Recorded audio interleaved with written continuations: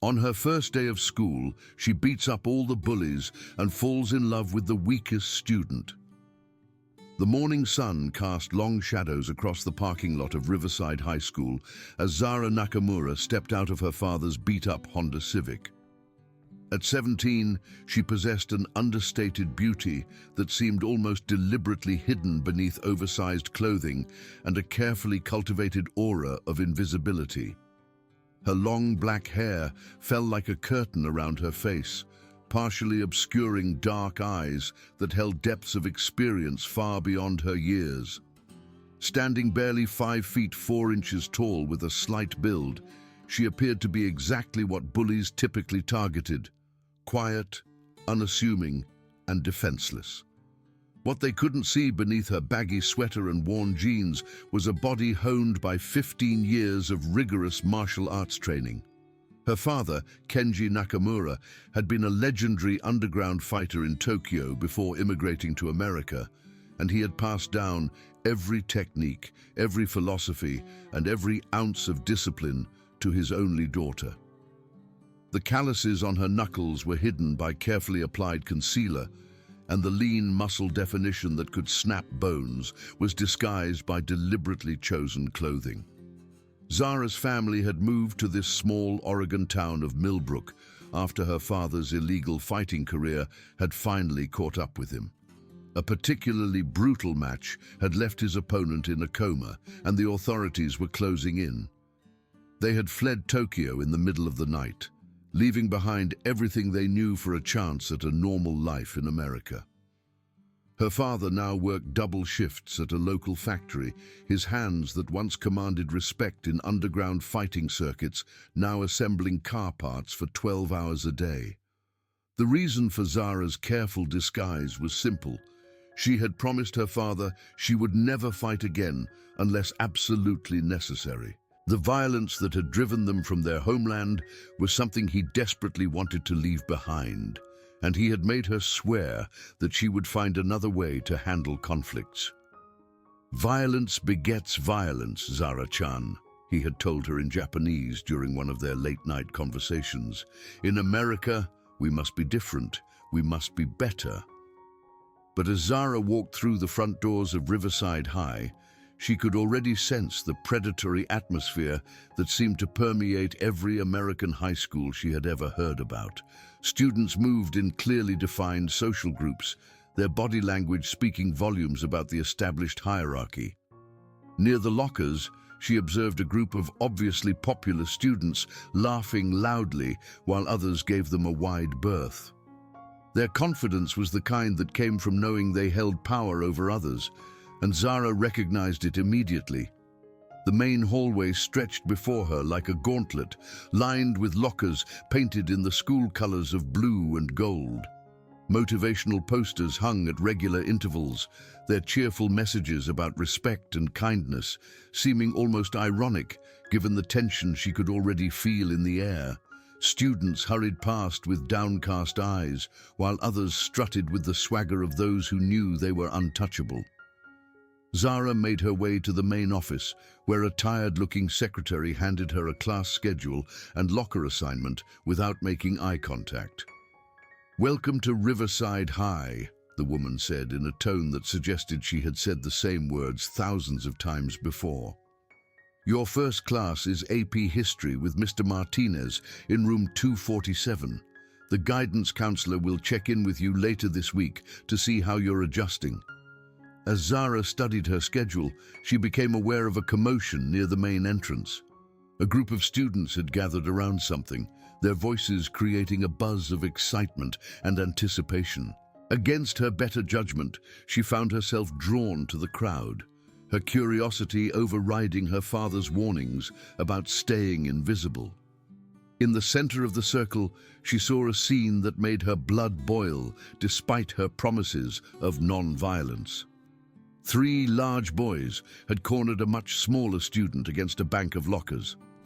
The victim was a painfully thin boy with sandy brown hair and wire-rimmed glasses that sat crookedly on his nose.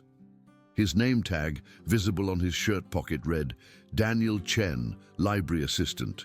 His books were scattered across the floor, and he clutched a tablet protectively against his chest. The leader of the three bullies was a massive boy with the build of a linebacker and the attitude to match. His Letterman jacket bore the name Marcus Thompson and multiple patches indicating his status on the football team. His two companions flanked him like loyal dogs, feeding off his energy and waiting for their cue to pounce. "Come on, genius," Marcus sneered, his voice carrying the particular cruelty that only teenage bullies seemed capable of perfecting. "We know you hacked into the school's grading system last week. All we want is for you to make a few tiny adjustments to our transcripts. Nothing major, just bump our grades up enough to keep us eligible for football." Daniel's voice was barely above a whisper, but Zara's trained hearing caught every word. "I didn't hack anything. I just helped maintain the library's computer system. I don't have access to grades, and even if I did, I wouldn't change them. It's not right." Marcus's face darkened at the refusal. "Not right? You know what's not right? A little nerd like you thinking he can tell us no?" He placed a meaty hand against Daniel's chest and shoved him harder against the lockers, causing the thin boy to wince in pain. Zara felt something cold and familiar stir in her chest, a feeling she'd been trying to suppress since arriving in America. It was the same sensation she had experienced in countless underground fighting rings, watching her father face opponents who believed that size and brutality were all that mattered. Her muscles tensed involuntarily, years of training causing her body to automatically assess the threats and calculate the most efficient ways to neutralize them. The second bully, a stocky boy with acne scars and mean little eyes, decided to escalate the situation. "Maybe we need to help you understand the social order around here," he said, pulling back his fist in preparation for a punch to Daniel's stomach. That was when Zara's carefully maintained control finally snapped. Moving with a speed that seemed almost supernatural to the watching students, Zara flowed through the crowd like water through a broken dam. Her movements were so fluid and precise that most observers didn't even realize she was in motion until she was already among the bullies. The stocky boy's punch never landed. Zara intercepted his wrist with one hand while simultaneously striking a pressure point on his forearm with her other hand. The nerve cluster she targeted caused his entire arm to go numb, and his expression shifted from cruel confidence to shocked confusion in an instant. "What the hell?" Marcus began, but he never finished the sentence. Zara had already pivoted, using the stocky boy's momentum to spin him around and drive her elbow into his solar plexus. The strike was perfectly calculated, hard enough to completely wind him and send him to his knees, but not so hard as to cause permanent damage. He collapsed to the floor, gasping for air like a fish out of water. The third bully, a lanky boy who had been hanging back and enjoying the show, suddenly found himself face to face with this small girl who had appeared from nowhere. He had a good 8 inches and probably 60 pounds on her, but something in her dark eyes made him take an instinctive step backward. "You want to pick on someone?" Zara asked quietly, her voice carrying an edge that made several nearby students shiver involuntarily. "Try me."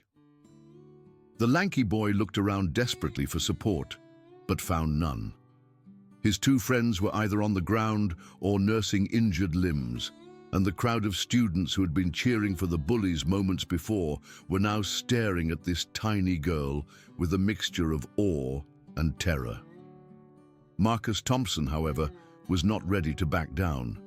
His reputation as the toughest guy in school was built on intimidation and brute force, and he wasn't about to let some new girl make him look weak in front of the entire student body.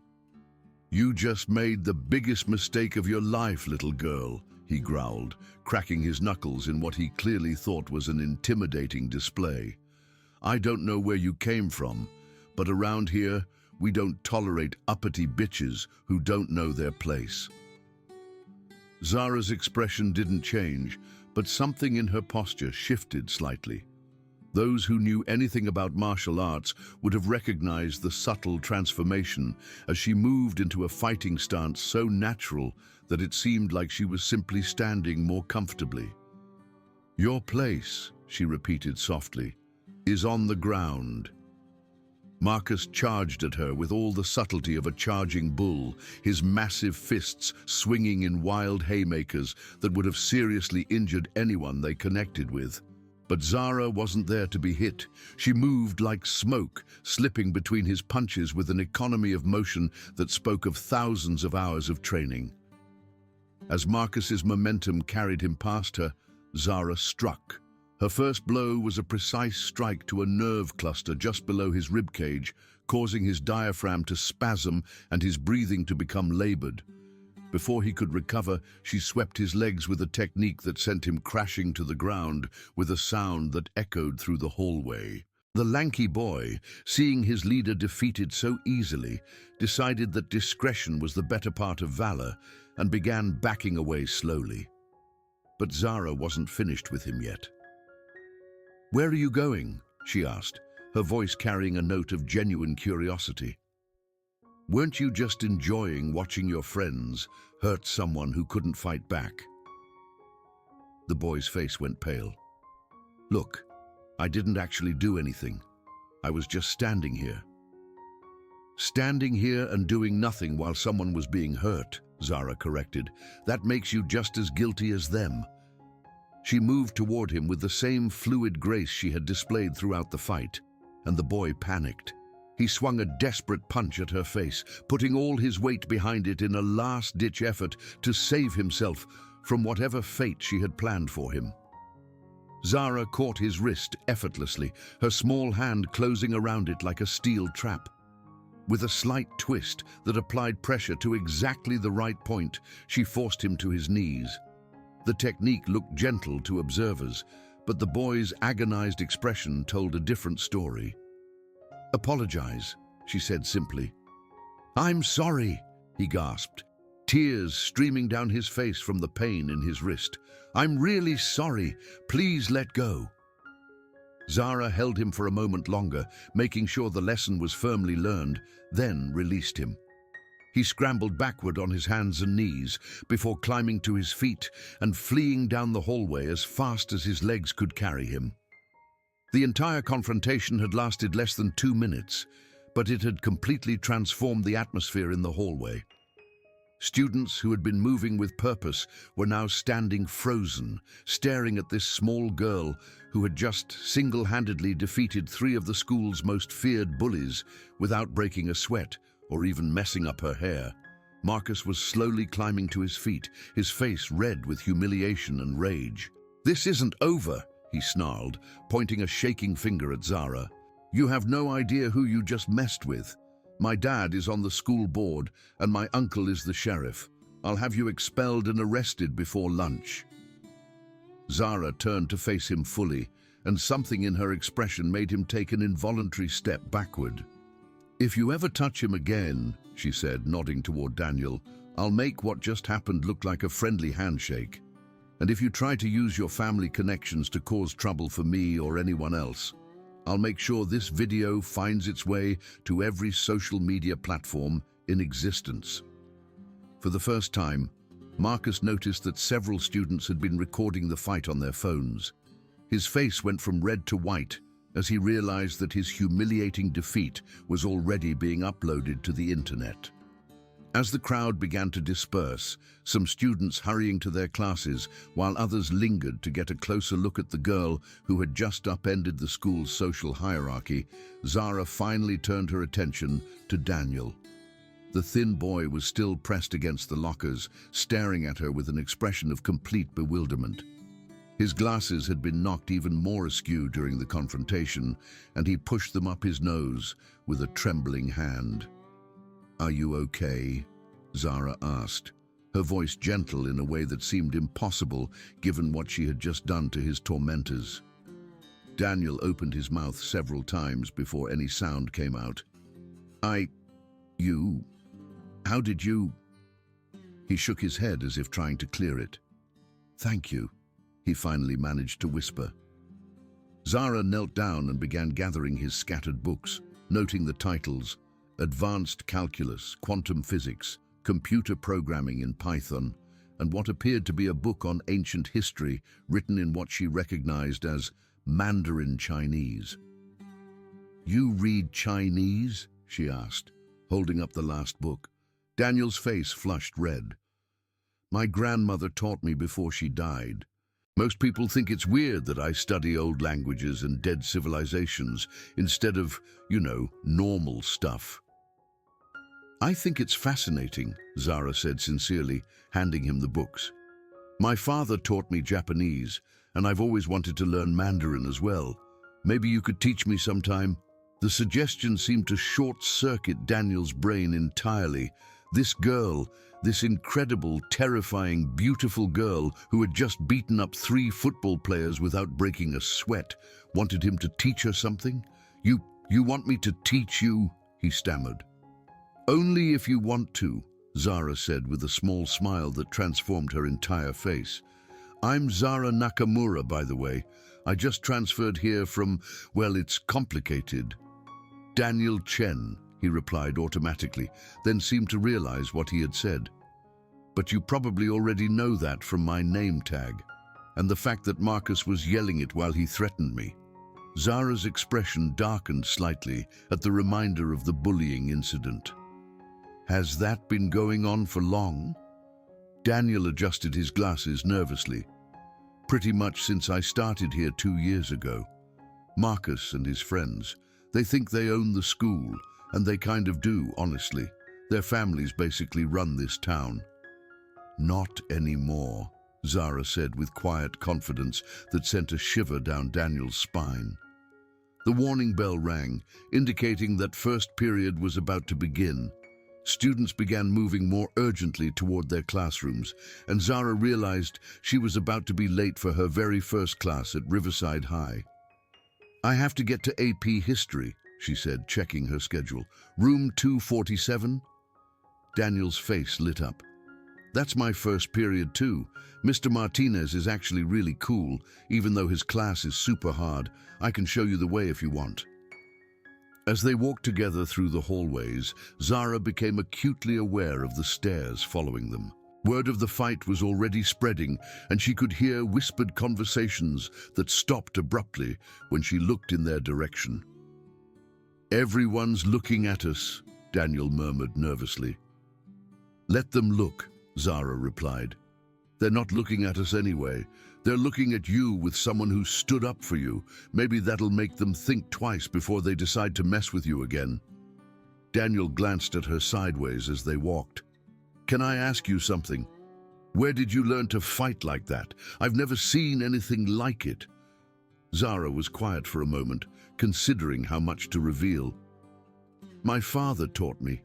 He is a martial artist. He wanted me to be able to protect myself." It wasn't technically a lie, but it was far from the complete truth. Daniel seemed to sense that there was more to the story, but he was perceptive enough not to push for details she wasn't ready to share. They reached room 247 just as the final bell was ringing. Mr. Martinez, a middle-aged man with kind eyes and graying hair, looked up from his desk as they entered. "Ah, you must be our new student," he said with a warm smile. "Zara Nakamura, correct? Welcome to AP History. Daniel, would you mind showing Ms. Nakamura to an empty seat?" Daniel led her to a desk near the back of the classroom, and Zara was grateful for the relative anonymity it provided. However, she quickly realized that anonymity was going to be impossible after what had happened in the hallway. Several students kept turning around to stare at her, their expressions ranging from admiration to fear to simple curiosity. As Mr. Martinez began his lecture on the causes of World War I, Zara found herself stealing glances at Daniel. Now that she wasn't focused on protecting him from immediate physical harm, she had a chance to really observe him. He was incredibly thin, with the kind of pale skin that suggested he spent most of his time indoors. His hair was perpetually messy in a way that seemed more careless than stylish, and his clothes were clean but obviously inexpensive and ill-fitting. But there was something about his eyes that drew her attention. They were intelligent, yes, but there was also a kindness there that she had rarely encountered. When Mr. Martinez asked a particularly challenging question about the complex web of alliances that had led to the war, Daniel's hand shot up immediately. The assassination of Archduke Franz Ferdinand was really just the spark, he said when called upon. The real causes were much deeper: imperial competition, the naval arms race between Britain and Germany, the instability in the Balkans. If it hadn't been Ferdinand, it probably would have been something else within a few months.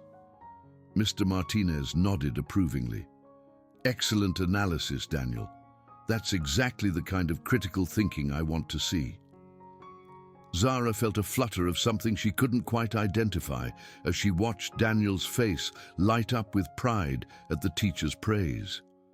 There was something almost childlike in his joy at being recognized for his intelligence, as if positive feedback was a rare treat in his life. When class ended, students began filing out while discussing their weekend plans and complaining about upcoming assignments. Zara and Daniel gathered their books more slowly, and she noticed that several classmates went out of their way to avoid walking too close to their desks. "What's your next class?" Daniel asked as they stepped into the hallway. Zara checked her schedule. "AP Chemistry with Mrs. Rodriguez." "Oh wow, that's actually my next class too," Daniel said, his face brightening. "Mrs. Rodriguez is really demanding, but she's fair, and the lab work is actually pretty interesting once you get used to her safety lectures."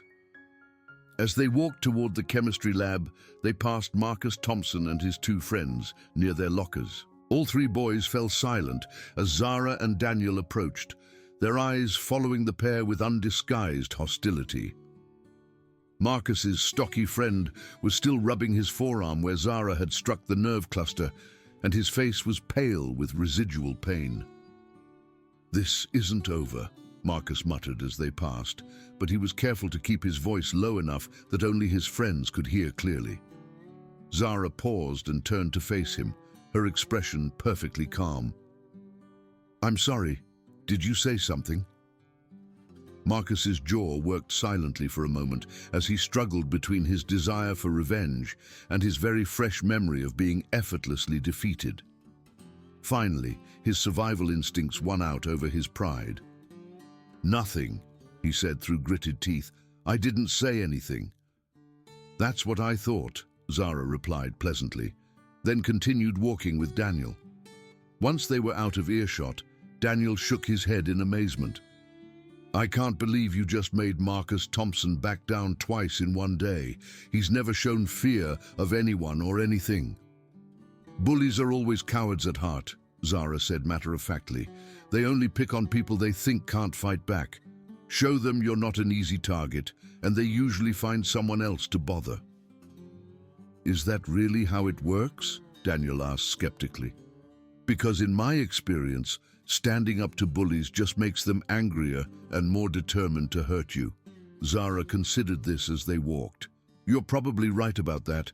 Most people who try to stand up to bullies don't really know how to fight, so they just make themselves bigger targets. But I'm not most people." There was no boasting in her voice, just a simple statement of fact that somehow made it even more impressive. Daniel found himself wondering again about her background, about what kind of training could give someone her age such complete confidence in her ability to handle any threat. They reached the chemistry lab just as the warning bell was ringing.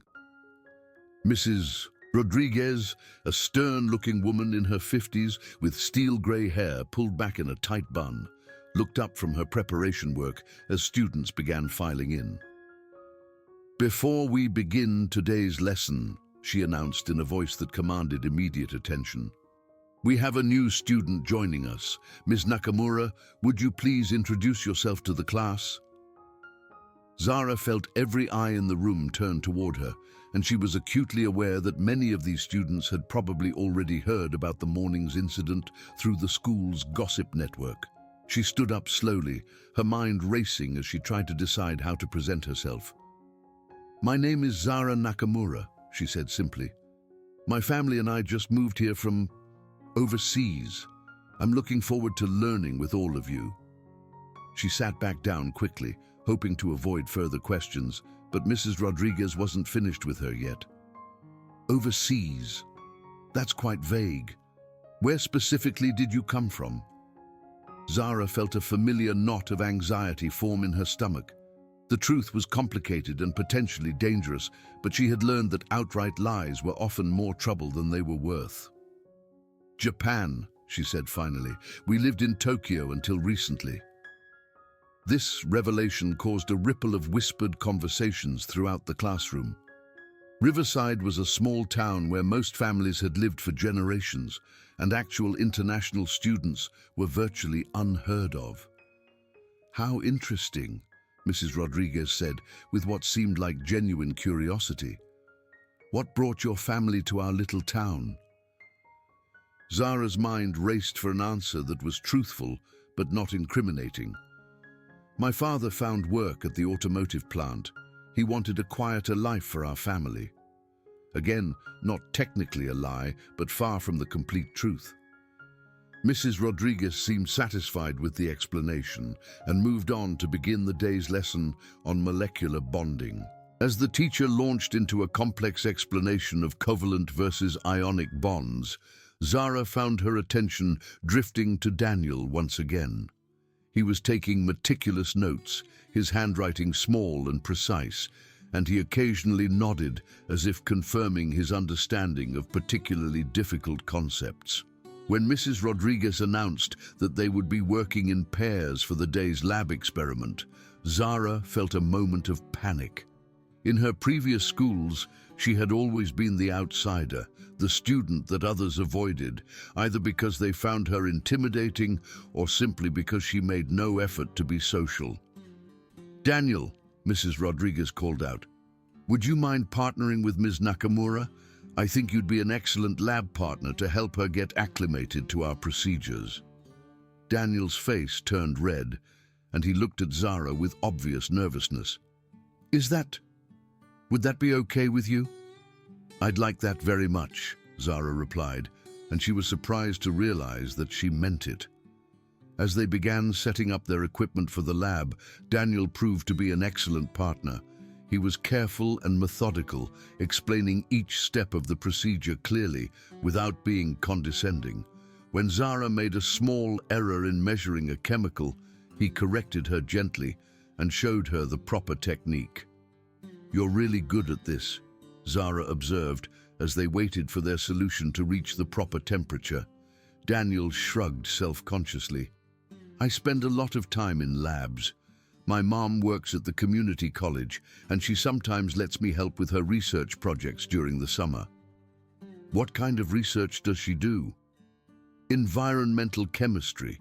She's working on ways to remove pollutants from groundwater. It's not as exciting as it sounds," he added quickly, as if he expected her to lose interest. "I think it sounds fascinating," Zara said sincerely. "That kind of work could help millions of people." Daniel's face lit up with pleasure at her interest. "That's exactly what she says.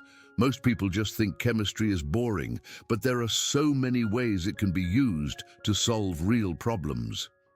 As they continued working, Zara found herself genuinely enjoying Daniel's company. He was intelligent without being arrogant, passionate about his interests without being obsessive, and kind in a way that seemed completely natural rather than calculated.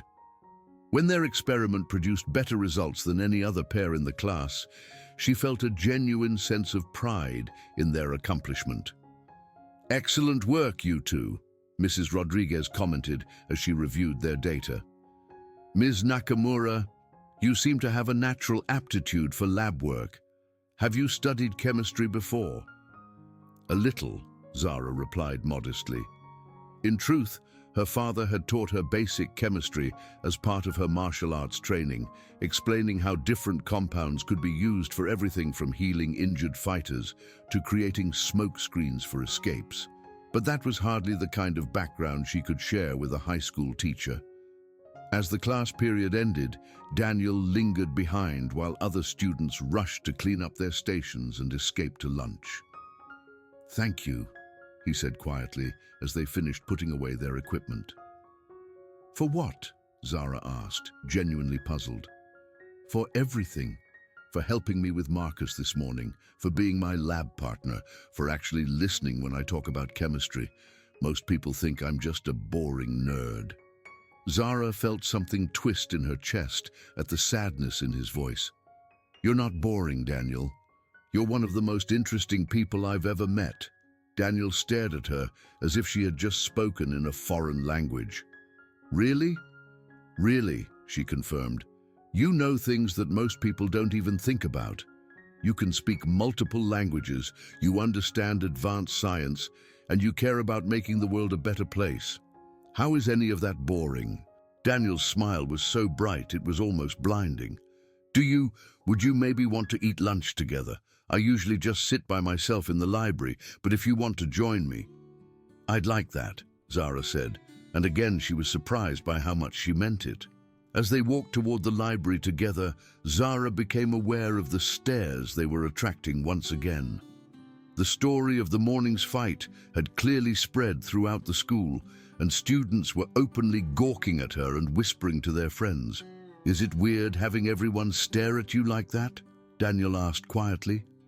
"I'm used to it," Zara replied, "though usually it's for different reasons." "What do you mean?" Zara hesitated, then decided that partial honesty was better than none at all. "In my old schools, people stared because I was different, foreign. I learned to just ignore it." "That must have been lonely," Daniel said with obvious sympathy. "It was," Zara admitted, "but I learned to be okay with being alone. Sometimes it's easier than trying to fit in with people who don't really want you around." Daniel nodded thoughtfully. "I know exactly what you mean. Sometimes I think it would be easier if I just accepted that I'm always going to be the weird kid who doesn't fit in anywhere." They had reached the library, a spacious room filled with tall windows that let in plenty of natural light. Daniel led her to a table in a quiet corner, far from the few other students who had chosen to spend their lunch period studying. As they ate their lunches, Daniel had brought a carefully packed meal that his mother had obviously prepared with love, while Zara had grabbed a sandwich from the cafeteria. They continued their conversation.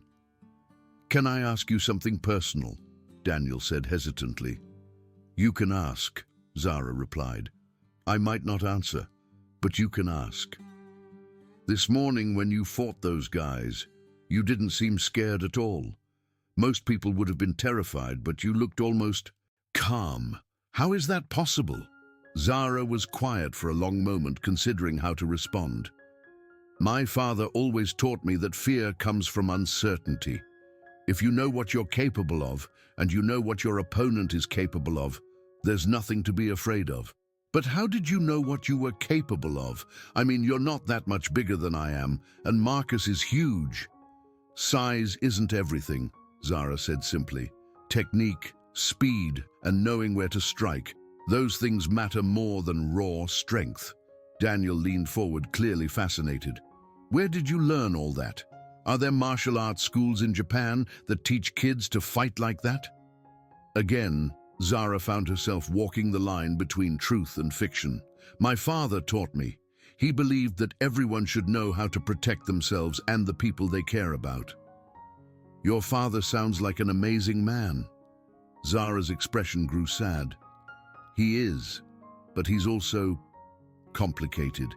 He taught me to fight, but he also made me promise never to use violence unless I absolutely had to. This morning was the first time I've broken that promise since we came to America." "Why did you break it?" Zara looked directly into Daniel's eyes, and he felt his breath catch at the intensity of her gaze.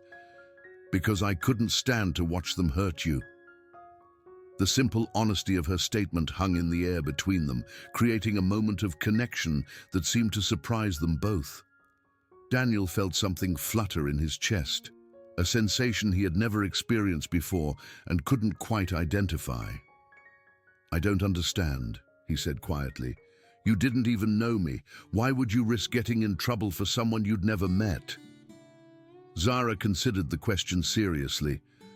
"I guess because you reminded me of myself when I was younger. Small, different, alone. But also because—" She paused, struggling to find the right words.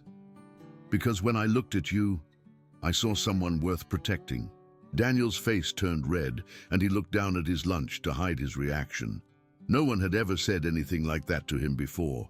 In his 17 years of life, he had been called smart, weird, annoying, and a dozen other adjectives, but never worth protecting. "That's the nicest thing anyone has ever said to me," he whispered. Before Zara could respond, they were interrupted by the arrival of Marcus Thompson and his two friends. Despite his earlier humiliation, Marcus had apparently decided that his reputation required him to make another attempt at asserting his dominance. "Well, well," Marcus said loudly, causing other students in the library to look up from their books. "If it isn't the psycho new girl and her pet nerd having a romantic lunch in the library." The librarian, Mrs. Patterson, looked up from her desk with obvious annoyance. "Mr. Thompson, this is a quiet zone.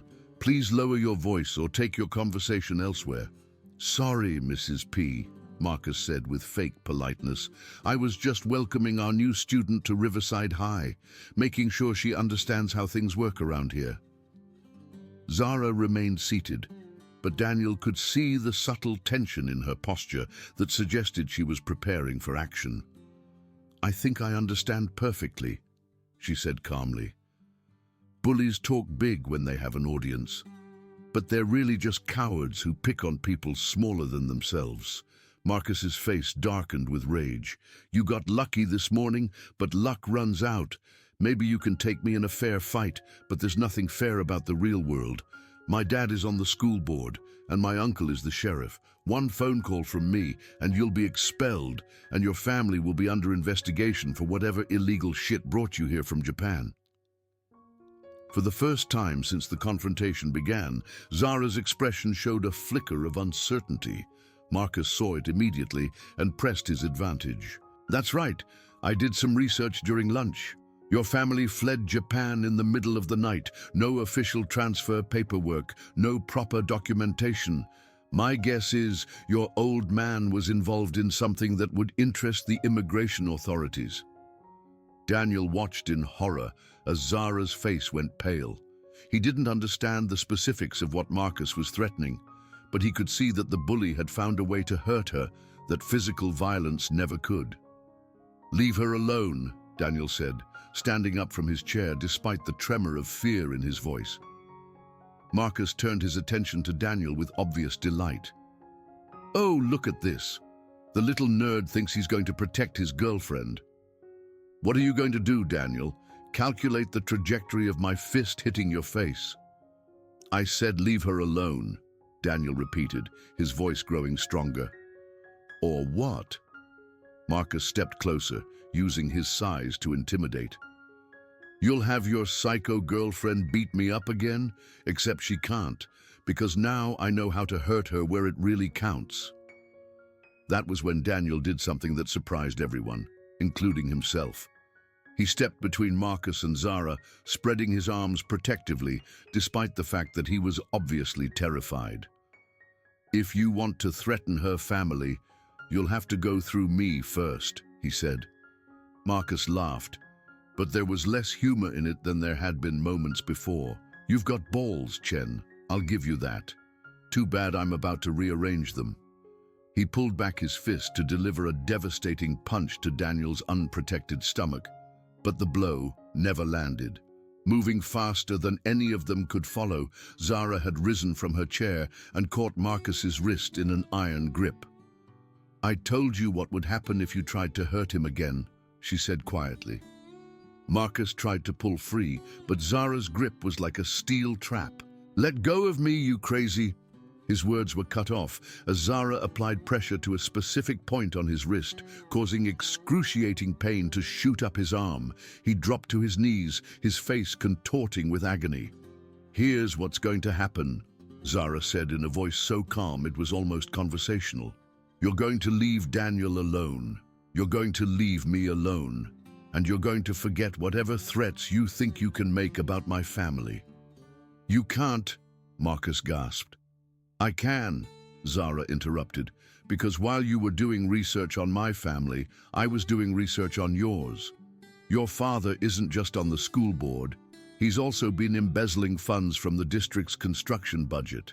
Your uncle, the sheriff, has been taking bribes from local drug dealers, and you've been selling stolen electronics out of your locker." Marcus's face went white. "How did you—" "I'm very good at finding information when I need to," Zara said simply. "So here's the deal. You stay away from us, and I stay quiet about what I know. But if you ever threaten Daniel or his family again, if you ever try to use your connections to hurt innocent people, I'll make sure every piece of evidence I've gathered finds its way to the FBI's Public Corruption Unit." She released his wrist, and Marcus scrambled backward across the library floor. His two friends, who had been watching the entire exchange in terrified silence, helped him to his feet. "This isn't over," Marcus said, but there was no conviction in his voice. "Yes, it is," Zara replied with finality. "And deep down, you know it." As the three bullies retreated from the library, other students began to whisper excitedly about what they had just witnessed. Mrs. Patterson approached their table, her expression concerned. "Ms. Nakamura, while I appreciate that you were protecting yourself and Mr. Chen, I'm going to have to report this incident to the principal's office." "I understand," Zara said calmly. "I'll take full responsibility for my actions." After Mrs. Patterson had returned to her desk, Daniel turned to Zara with an expression of complete awe. "How did you find all that information about Marcus's family?" he asked. Zara smiled slightly. "I didn't. I made most of it up. But guilty people always assume you know more than you actually do, so they fill in the blanks themselves." Daniel stared at her in amazement. "You're incredible." "I'm in trouble," Zara corrected. "Mrs. Patterson is going to report this, and the principal is going to call my father. He's going to be furious that I fought again." "But you were protecting me," Daniel protested. "Surely he'll understand that." Zara shook her head sadly. "You don't understand. My father made me promise to never fight again, no matter what. He believes that violence always leads to more violence, and that there's always another way to solve problems." "Maybe he's right most of the time," Daniel said thoughtfully, "but some problems can only be solved by people who are willing to stand up and fight. What you did this morning, and just now, that wasn't violence for its own sake. That was protecting someone who couldn't protect himself." Zara looked at him with surprise. "You really believe that?" "I know it," Daniel said firmly. "Before today, I was invisible. People ignored me at best and tortured me at worst. But for the first time in my life, someone stood up for me. Someone thought I was worth protecting. That means everything to me." The sincerity in his voice made Zara's chest tighten with an emotion she couldn't quite identify. "Daniel!" "And another thing," he continued, his voice growing stronger with conviction. "Your father taught you to fight so you could protect yourself and others, right? Well, today you did exactly that. You protected someone who needed help. I think he'd be proud of you, not angry." Before Zara could respond, the lunch bell rang, signaling the end of the period. As students began filing out of the library, Zara and Daniel gathered their belongings more slowly. "What's your next class?" Daniel asked. "AP English with Ms. Foster," Zara replied, checking her schedule. Daniel's face fell slightly. "I have study hall, but maybe I'll see you after school." "I'd like that," Zara said, and she meant it more than she had ever meant anything in her life. As they parted ways in the hallway, Zara found herself thinking about Daniel's words. Maybe he was right. Maybe her father would understand that some fights were worth having, especially when they were fought to protect innocent people. But even if he didn't understand, even if there were consequences for her actions, she realized that she didn't regret what she had done. For the first time since arriving in America, she had found someone worth fighting for. The rest of the school day passed in a blur of curious stares and whispered conversations. By the final bell, the story of Zara's confrontations with Marcus Thompson had spread throughout the entire school, growing more elaborate with each retelling. Some versions had her defeating a dozen bullies single-handedly, while others claimed she was a secret government agent sent to infiltrate the school. Zara ignored the speculation and made her way to the front entrance, where she had arranged to meet Daniel.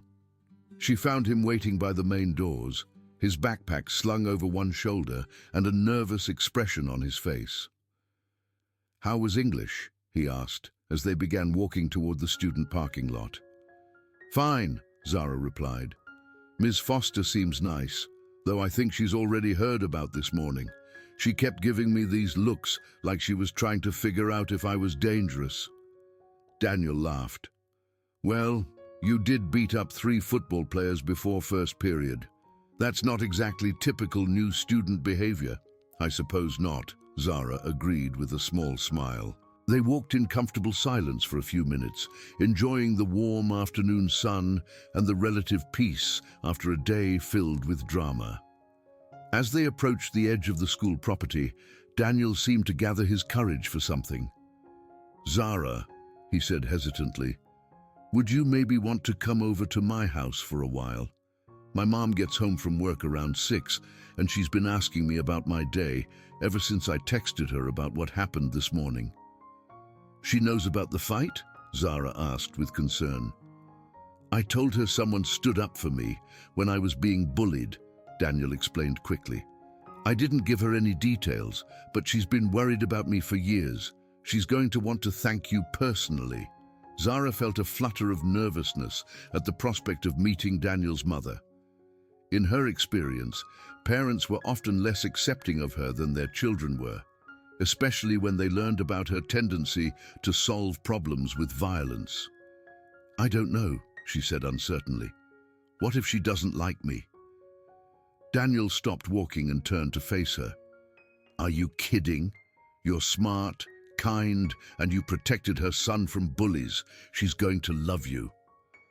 The confidence in his voice was reassuring, and Zara found herself nodding before she could think too hard about all the ways the meeting could go wrong. "Okay," she said, "but I should probably call my father and let him know where I'll be." Daniel's face lit up with excitement. "Really? You'll come over?" "I said okay, didn't I?" Zara replied, but she was smiling as she said it. As they continued walking, Daniel began chattering nervously about his house, his mother, and what they might do together. Zara found his enthusiasm endearing, and she realized that she was looking forward to seeing more of his world. What she didn't notice was the dark sedan that had been following them since they left the school, maintaining a careful distance but never losing sight of them. Inside the car, 2 men in expensive suits watched their every move with professional interest. "That's definitely her," the passenger said, studying a photograph on his tablet. "Zara Nakamura, daughter of Kenji the Dragon Nakamura. She's supposed to be as dangerous as her father." The driver nodded grimly. "The boss wants them both found and dealt with. The dragon's little disappearing act caused some serious problems back in Tokyo, and there are people who want answers." "What about the boy?" "Collateral damage. If he gets in the way, he becomes a problem that needs solving." As the sedan continued its surveillance, Zara and Daniel walked on, completely unaware that their newfound happiness was about to be threatened by ghosts from Zara's past. The quiet afternoon in this small American town was about to become much more dangerous than either of them could have imagined. But for now, in this moment, They were just two teenagers walking home from school, discovering the beginning of something that might just be worth fighting for. Daniel's house was a modest two-story structure in a quiet neighborhood lined with maple trees. The lawn was carefully maintained, and flower boxes under the front windows were filled with colorful blooms that suggested someone took great pride in their home's appearance. "It's not much," Daniel said as they approached the front door. "But my mom and I have been happy here." "It's perfect," Zara said sincerely. There was something warm and welcoming about the house that made her think of stability and safety, two things that had been in short supply in her recent life. Daniel fumbled with his keys for a moment before managing to unlock the door. As they stepped inside, Zara was immediately struck by the homey atmosphere. The living room was filled with comfortable furniture that showed signs of regular use, and the walls were covered with photographs of Daniel at various ages, often accompanied by a woman who was obviously his mother. "Mom won't be home for another hour," Daniel said, setting down his backpack. "Would you like something to drink? We have soda, juice, water." "Water would be great," Zara replied, following him into the kitchen. The kitchen was clearly the heart of the home, with a large table that served as both eating area and homework space. Science textbooks were stacked neatly on one end, while the other end held what appeared to be a partially completed jigsaw puzzle. "My mum loves puzzles," Daniel explained, noticing her gaze. "She says they help her relax after work. This one is supposed to be the aurora borealis when it's finished." As Daniel got her water, Zara studied the photographs on the refrigerator. Most showed Daniel and his mother at various events, science fairs, school ceremonies, family gatherings. In every picture, they were both smiling genuinely, and it was clear that they shared a close bond. "She's raised me by herself since I was 3, Daniel said quietly, noticing her interest in the photos. "My father left when he decided that having a family was too much responsibility." "I'm sorry," Zara said sincerely. Daniel shrugged. "I barely remember him, honestly. Mom says I'm better off without him, and I think she's probably right. She's been everything I needed: parent, friend, cheerleader, tutor when I got stuck on homework." The love and admiration in his voice when he spoke about his mother made Zara's chest tight with emotion. She thought about her own relationship with her father, which had become strained and distant since they fled Japan. There had been a time when they were close, when he was her teacher and protector, rather than just a man haunted by his past mistakes. "What about your parents?" Daniel asked gently. "You mentioned your father taught you martial arts, but you seem sad when you talk about him." Zara was quiet for a long moment, considering how much to reveal. "My father and I used to be very close. He taught me everything: how to fight, how to think strategically, how to protect myself and others. But when we came to America, something changed. He became distant, almost cold. He made me promise never to fight again, and when I broke that promise today..." She trailed off, unable to finish the thought. "He'll be angry?" Daniel guessed. "Disappointed," Zara corrected, "which is somehow worse." Daniel moved closer to her, his expression serious. "Zara, what you did today wasn't wrong. You protected someone who couldn't protect himself, and you didn't hurt anyone more than necessary. If your father can't see that, then maybe the problem isn't with what you did." Before Zara could respond, they heard the sound of a car pulling into the driveway. Daniel's face lit up with excitement and nervousness. "That's Mom," he said. "She must have gotten off work early." The front door opened, and they heard a woman's voice calling out, "Daniel, I'm home, and I brought dinner from Chen's garden. I thought we could celebrate your mysterious good day at school." "In here, Mom," Daniel called back, his voice slightly higher than usual. A moment later, a woman appeared in the kitchen doorway, and Zara immediately understood where Daniel had gotten his kind eyes. Mrs. Chen was a petite woman in her 40s with shoulder-length black hair and laugh lines around her eyes that spoke of someone who found joy in life despite its challenges. She was wearing scrubs, indicating that she had come straight from her job at the community college's science department.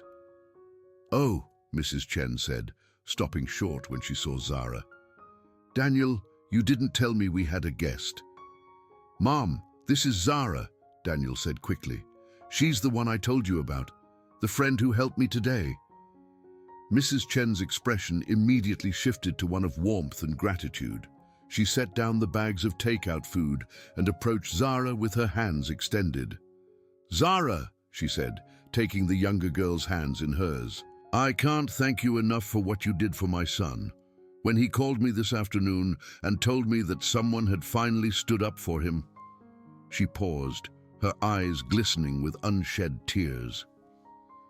"Mrs. Chen, I just did what anyone should have done," Zara replied, feeling uncomfortable with the intensity of the gratitude. "No, dear," Mrs. Chen said firmly. "Most people would have walked away. Most people would have decided it wasn't their problem. But you saw my son being hurt, and you chose to help. That says everything about your character." Daniel beamed with pride as his mother praised Zara, and something warm unfurled in Zara's chest at seeing how happy her actions had made both of them. "I hope you'll stay for dinner," Mrs. Chen continued.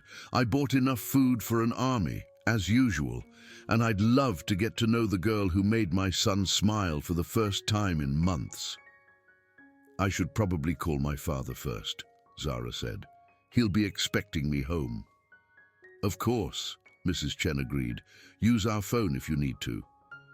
Zara pulled out her cell phone and dialed her father's number, stepping into the living room for privacy. The phone rang several times before he answered. "Zara?"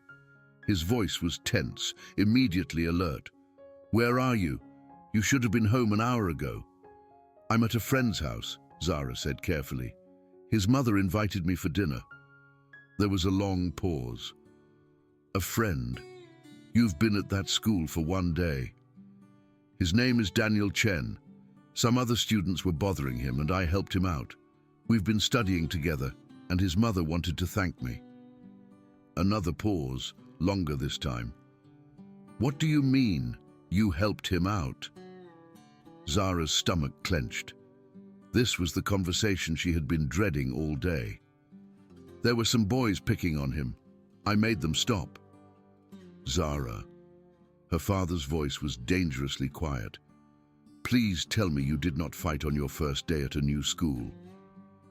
"Dad, they were hurting him.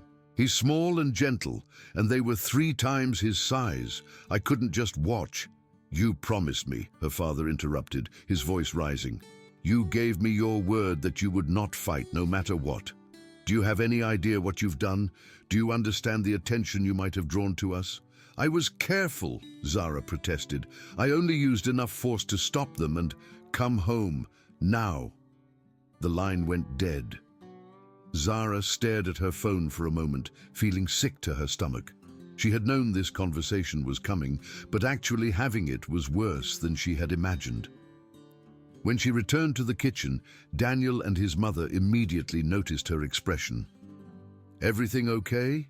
Daniel asked with concern. "I have to go home," Zara said quietly.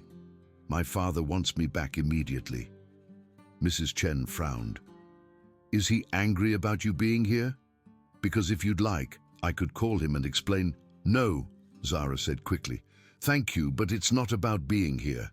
It's about what happened at school today." Daniel's face fell. "He's angry that you helped me?" "He's angry that I fought," Zara corrected.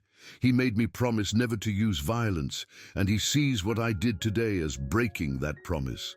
"But you were protecting someone," Mrs. Chen protested. "Surely he can understand that." Zara shook her head sadly. "You don't understand. My father has very complicated feelings about violence.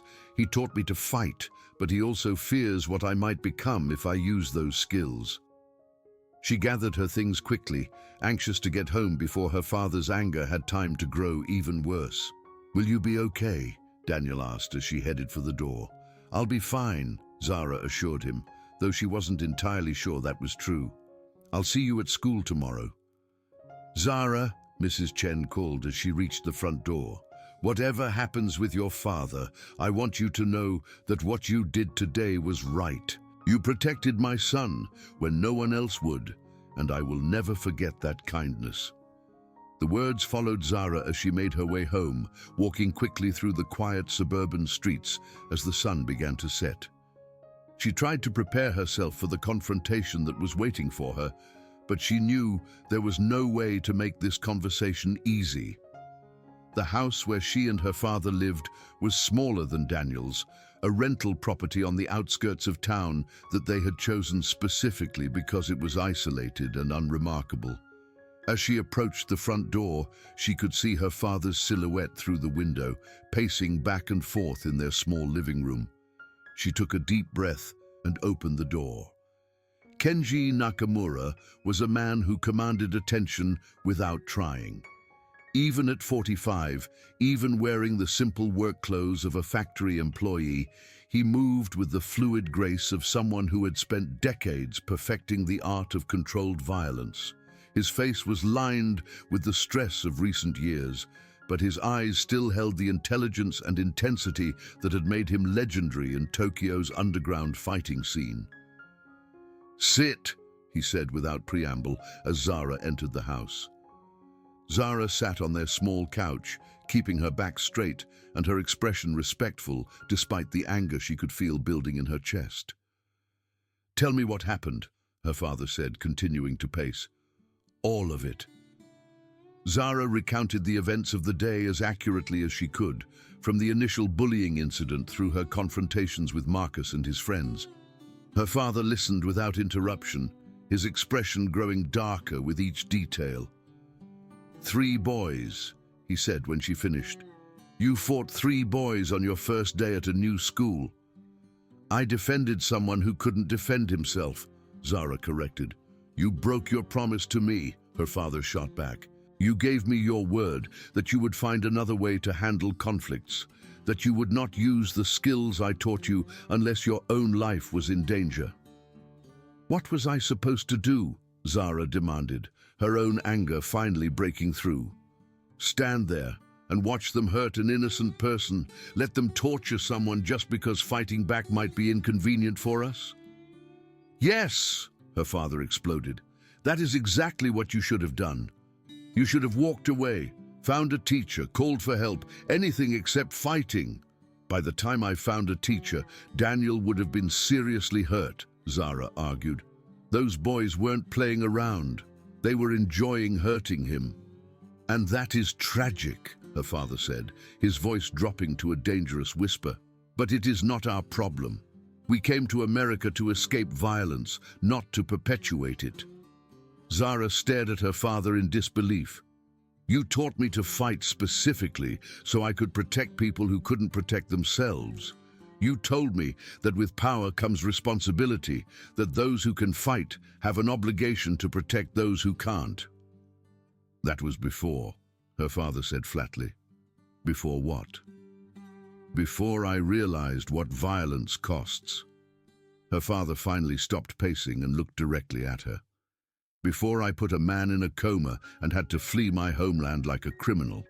Before I destroyed our family's honor and forced us to live like refugees in a foreign country." "You didn't destroy anything," Zara protested. "You were defending yourself in a legal fight. It wasn't your fault that your opponent was injured." "Legal?" Her father laughed bitterly. "Zara, nothing about what I did in Tokyo was legal. The underground fighting circuit, the gambling, the connections to organized crime, none of it. I told myself I was just trying to provide for you after your mother died, but the truth is, I became addicted to the violence. I enjoyed hurting people." Zara felt the world tilt around her as she processed this revelation. "You never told me any of that." "Because I was ashamed," her father admitted. "Because I realized that I had turned into exactly the kind of man I had originally learned to fight against. And because I saw that same potential for violence in you." I'm nothing like that, Zara said firmly. Today, I used exactly the amount of force necessary to stop those boys from hurting Daniel. I didn't enjoy it, and I didn't hurt them any more than I had to. Today, her father repeated. But what about tomorrow? What happens when someone pushes you a little harder, makes you a little angrier? What happens when controlling your temper becomes difficult? That won't happen, Zara insisted. It happened to me, her father replied quietly, and I was just as certain as you are that I would never lose control. They stared at each other across the small living room, the weight of years of unspoken history hanging between them. Finally, Zara broke the silence. So what are you saying? That I should just let people get hurt because you're afraid I might turn into someone I'm not? I'm saying that we have a chance for a new life here, her father replied. A quiet life, a safe life, but only if we don't draw attention to ourselves. And if drawing attention to ourselves is the price of doing what's right. Her father was quiet for a long moment. Then we pay that price and live with the consequences. But make no mistake, Zara, there will be consequences. There always are. As if summoned by his words, there was a knock at the front door. Father and daughter froze, looking at each other with sudden alarm. They weren't expecting any visitors, and in their experience, unexpected visitors rarely brought good news. Kenji motioned for Zara to stay where she was and approached the door cautiously. He looked through the peephole, and his face went white. Zara, he whispered urgently, go to your room. Lock the door. If you hear fighting, go out the window and run to the nearest police station. Dad, what's going on? Zara whispered back. Before he could answer, a voice called through the door in heavily accented English. Kenji Nakamura, we know you're in there. Open the door and we can discuss this like civilized men. Zara felt ice water flow through her veins as she recognized the accent. Japanese. Someone from their past had found them. Her father looked at her one more time, his expression filled with regret and determination. I'm sorry, Zara-chan. I'm sorry for everything. He opened the door. Two men in expensive suits stood on their doorstep, and Zara immediately recognized them as the type of professionals her father had dealt with in Tokyo. They were polite, well-dressed, and absolutely lethal. Nakamura-san, the older of the two said with a respectful bow. It has been some time. Yamamoto-san, her father replied, returning the bow. I had hoped never to see you again. I'm sure you did, but there are people in Tokyo who have questions about your sudden departure. Important people who feel that you left certain obligations unfulfilled. I fulfilled my obligations, Kenji said firmly. I fought when I was asked to fight, and I kept my mouth shut about things that were none of my business. Ah, but that's where you're wrong, Yamamoto replied with a cold smile. Your last fight caused some significant problems for our mutual friends. When you disappeared, those problems became much more difficult to solve. Zara crept closer to the door, trying to hear every word of the conversation while staying out of sight. I didn't disappear, her father said. I retired and moved to America to start a new life with my daughter. Without informing anyone of your intentions, the younger man spoke for the first time, without settling your debts, without providing compensation for the difficulties your actions caused. What debts? Kenji demanded. I was paid for every fight, and I never borrowed money from anyone. The debt of responsibility, Yamamoto explained patiently. When you put Takeshi Sato in a permanent coma, you created a very expensive problem. His medical bills, the compensation to his family, the investigation that had to be managed, all of these things cost our organization a great deal of money. That was the risk he accepted when he stepped into the ring, Kenji protested. Perhaps. But when you fled the country immediately afterward, you made it appear as though our organization was responsible for some kind of criminal activity. This brought unwanted attention from the authorities. Zara felt sick as she listened to the conversation. This was what her father had been running from, not just the consequences of his own actions, but the expectations of the criminal organization that had profited from his fighting. "What do you want?" Kenji asked quietly. "Initially, we simply wanted you to return to Tokyo and help us resolve the situation," Yamamoto said. "But you've been missing for 6 months, and the problems have grown more complex. Now we need more than just your cooperation." "How much more?" "We need you to fight again. There's a tournament next month in Las Vegas, very exclusive, very profitable. The purse for the winner is $2 million, more than enough to settle your obligations and provide for your daughter's future." Zara's blood ran cold. They weren't just asking her father to return to his old life. They were asking him to risk his life in an illegal fighting tournament. "No," Kenji said firmly. "I'm retired. I don't fight anymore." "I'm afraid retirement isn't an option," the younger man said, and for the first time, there was open menace in his voice. "You have a debt to pay, and there's only one way you can pay it. And if I refuse..." Yamamoto's expression didn't change, but something cold flickered in his eyes. "Then we'll have to explore other options for recovering our losses. Perhaps your daughter has inherited your fighting skills." Zara felt her father's tension spike, and she knew that the negotiation had just become a threat against her life. "Leave her out of this," Kenji said, his voice dropping to a dangerous whisper. "That's entirely up to you," Yamamoto replied calmly. "Fight in the tournament, win enough money to settle your debts, and your daughter can continue her normal American teenage life. Refuse, and we'll have to consider alternative arrangements." The threat hung in the air like a physical presence.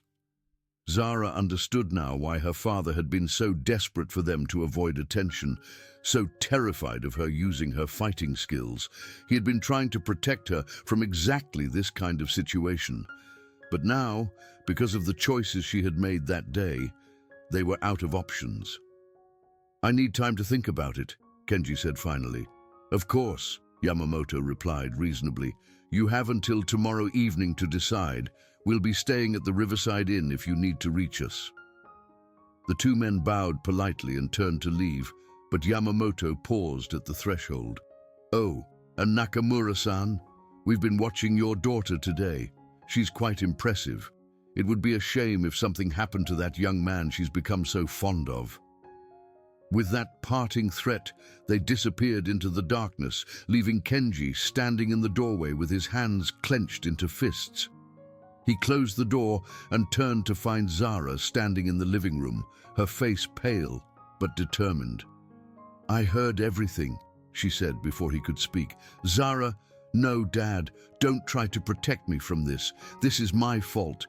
If I hadn't fought those boys today, if I had listened to you and stayed invisible, they never would have found us."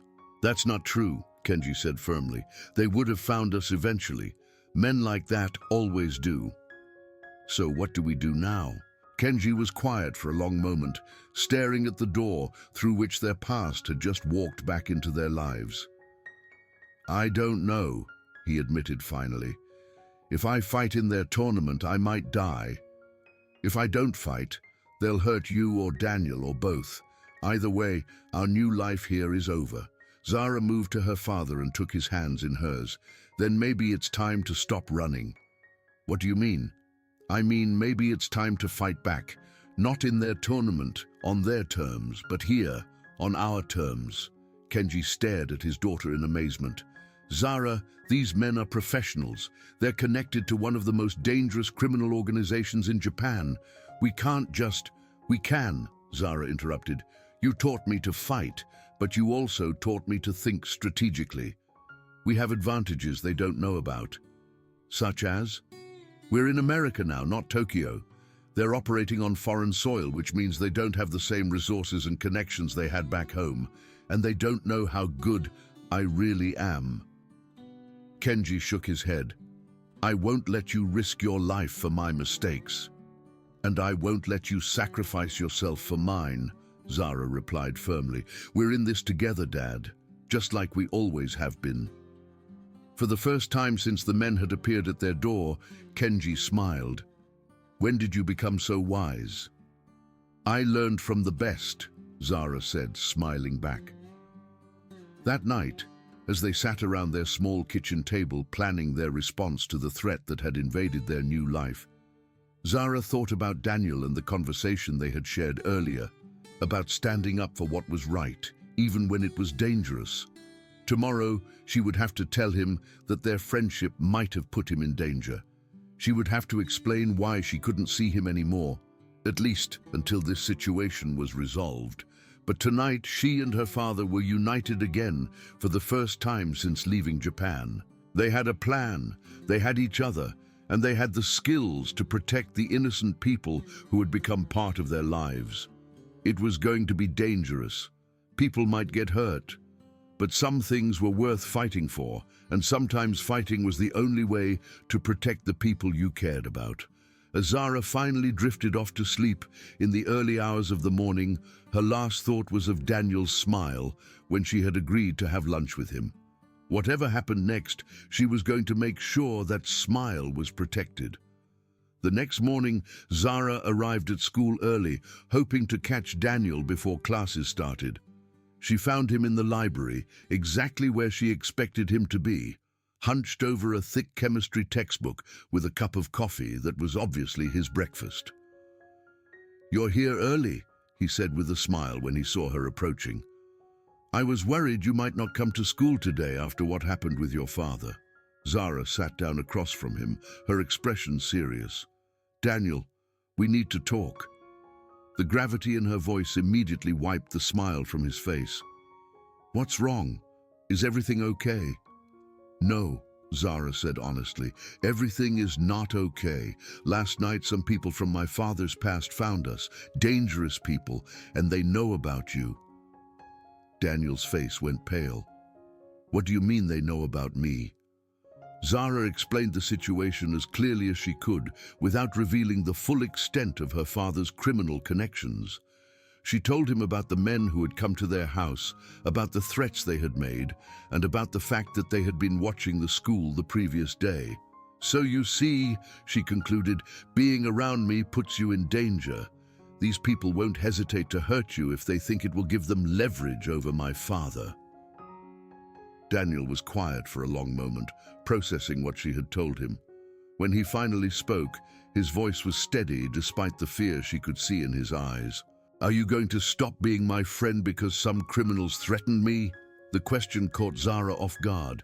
"I'm trying to protect you." "By abandoning me?" Daniel shook his head firmly. "Zara, yesterday you showed me what it feels like to have someone care enough to stand up for me. Today, you're telling me that you're going to walk away because things got difficult. Which version of you should I believe?" "This is different," Zara protested.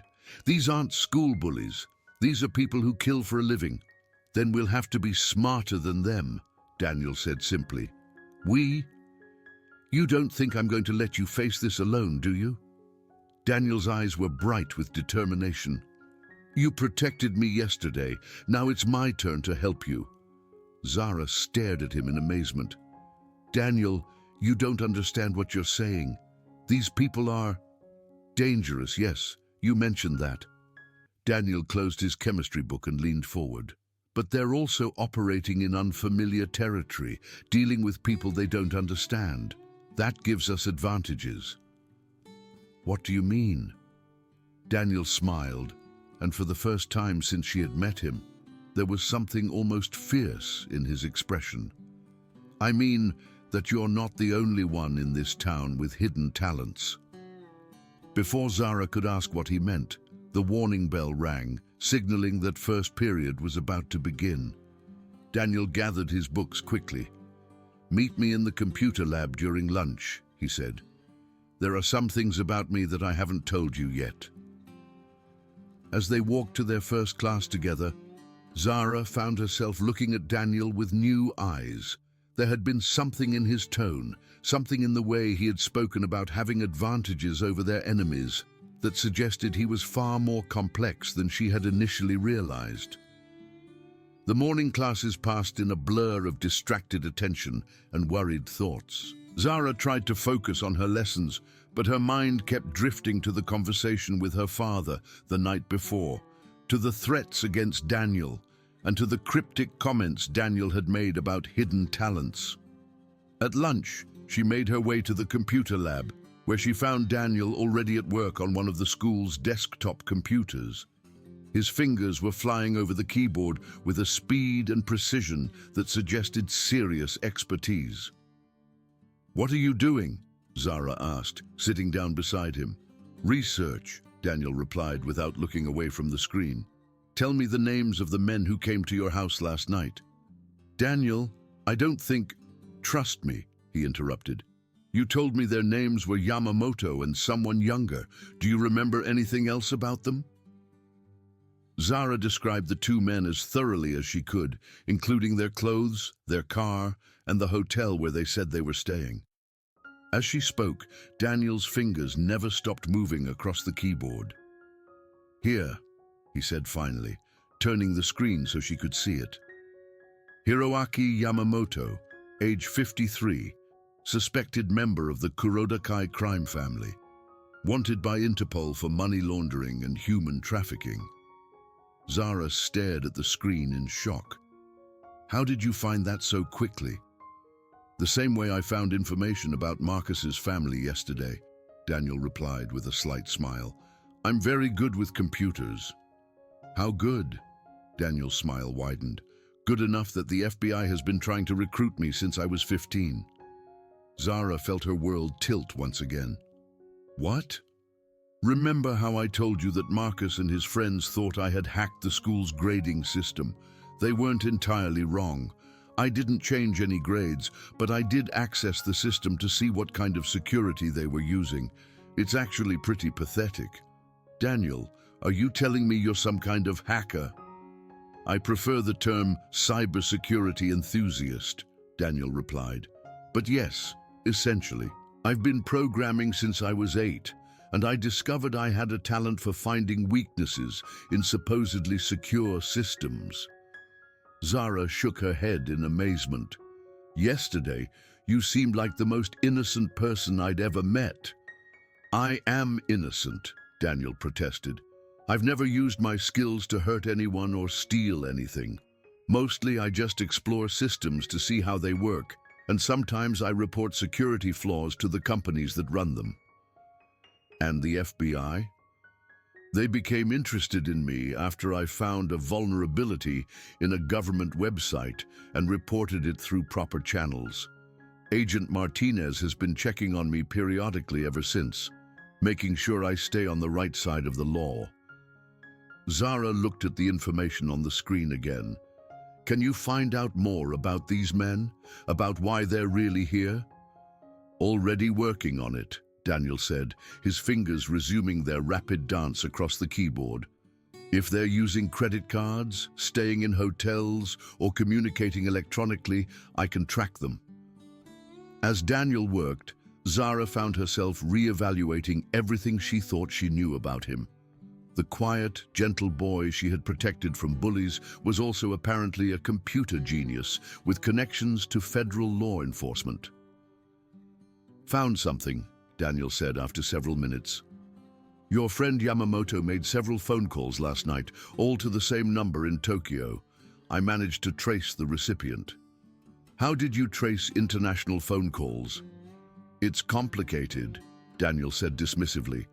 "The important thing is who he was talking to." He pulled up another file. "Kazuo Kuroda, head of the Kuroda-kai crime family. From what I can tell, your father's situation is much more serious than you thought." Zara read the information on the screen, her heart sinking with each detail. The Kuroda-kai was one of the most powerful Yakuza organizations in Japan, with connections to everything from illegal gambling to human trafficking. "There's more," Daniel continued. "According to their communications, they're not just here for your father. They're planning to establish a permanent presence in this area. The tournament they mentioned is just the beginning." "What do you mean?" I mean they're using your father's debt as an excuse to expand their operations into American territory. If he wins the tournament, they get credibility and connections in the underground fighting world. If he loses or refuses to fight, they eliminate him as a loose end and move forward with their plans anyway. Zara felt sick as the full scope of the situation became clear. So no matter what my father chooses, these people aren't going away. Not unless someone makes them go away, Daniel agreed grimly. Daniel, I can't ask you to get involved in this. These people are killers. You're not asking, Daniel replied firmly. I'm volunteering, and I'm not planning to get in a physical fight with them. That's your department. But I can help you gather information, track their movements, maybe even turn their own technology against them. Zara looked at this boy, who had transformed from victim to ally in the span of 24 hours, and she felt something warm and powerful unfurl in her chest. Are you sure about this? She asked. Yesterday you asked me why you should risk getting in trouble for someone you'd never met, Daniel replied. Today I'm asking myself the same question, and I keep coming up with the same answer. Which is? Daniel turned to face her fully, his eyes bright with determination, and something that might have been affection. Because you're worth protecting, and so is everyone else these people might hurt if we don't stop them.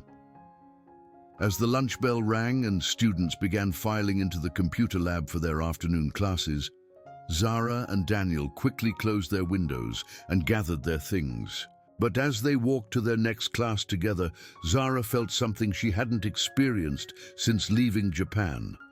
Hope. She wasn't facing this threat alone anymore. She had an ally, someone who brought skills she didn't possess and who seemed willing to risk everything to help her protect the innocent people who had become part of their lives. It was still dangerous. People could still get hurt. But for the first time since those men had appeared at her door, Zara believed they might actually have a chance to win. That afternoon, as the final bell rang and students began their exodus from Riverside High, Zara and Daniel met at their lockers to plan their next move. The school was buzzing with the usual end-of-day energy, but both of them were focused on more serious matters. I've been thinking about what you said, Zara began as they walked toward the student parking lot. About using their technology against them. What exactly did you have in mind? Daniel glanced around to make sure no one was listening before answering. Well, I've been monitoring their communications since lunch. They're staying at the Riverside Inn like they said, but they're also using the hotel's Wi-Fi for their phone calls back to Japan.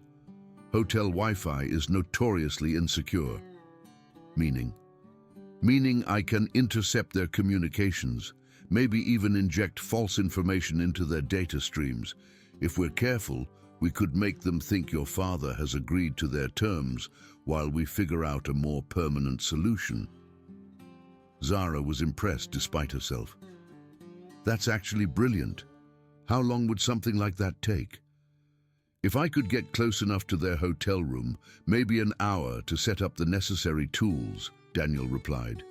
The tricky part would be getting access without them noticing. Leave that part to me, Zara said with a slight smile. I'm very good at getting into places I'm not supposed to be. They had reached the edge of the school property when Zara noticed something that made her blood run cold. The same dark sedan that had been parked outside Daniel's house the previous day was now sitting across the street from the school, its occupants clearly watching the students as they left for the day. Daniel, she said quietly, grabbing his arm. Don't look around, but we're being watched. To his credit, Daniel didn't immediately turn to look for the surveillance team. Instead, he kept walking at the same pace while speaking in a low voice. How many? 2 men in a black sedan across the street. They've been following us since yesterday. Are they the same ones who came to your house? No, these are different. Probably backup surveillance. Daniel was quiet for a moment, thinking. If they're watching us leave school together, they know we're friends. That means they already consider me a potential target. Which is exactly why you should walk away from this, Zara said urgently. It's not too late to— Yes, it is, Daniel interrupted firmly. The moment they saw us together, I became part of this, whether we like it or not. Our only choice now is whether we face it together or separately. Zara knew he was right, but it didn't make her feel any less guilty about dragging him into her family's problems. So what do we do about our watches? Daniel asked. We lose them, Zara replied with confidence. Follow my lead. Instead of heading toward the main street where most students caught their buses or walked home, Zara led Daniel toward the back of the school building, where a small parking lot served the teaching staff. There were fewer students in this area, and more importantly, several routes that would allow them to disappear from view. There's a drainage tunnel that runs under the football field, Zara explained as they walked. It connects to the storm drain system that runs throughout the town. If we can reach it without being seen, we can surface anywhere within a 3-mile radius. Daniel looked at her with renewed amazement. How do you know about drainage tunnels? My father taught me to always have multiple escape routes, Zara replied matter-of-factly. The first thing we did when we moved here was map every possible way in and out of the areas where we spend time. They reached the maintenance shed behind the gymnasium, and Zara quickly checked to make sure they weren't being observed before pulling Daniel behind the building. There, she said, pointing to what appeared to be a standard storm drain cover. That connects to the main tunnel system. You want us to go into the sewers? Daniel asked with obvious reluctance. They're storm drains, not sewers, Zara corrected. They're designed to carry rainwater, so they're relatively clean. And more importantly, they're one place our surveillance team can't follow us without splitting up. Daniel looked at the drain cover, then back at Zara. You know, when I woke up this morning, I thought the most exciting thing that would happen today was a pop quiz in chemistry. Are you having second thoughts? Actually, Daniel said with a grin that transformed his entire face, this is the most interesting my life has ever been. Together, they managed to lift the heavy metal cover and lower themselves into the tunnel below.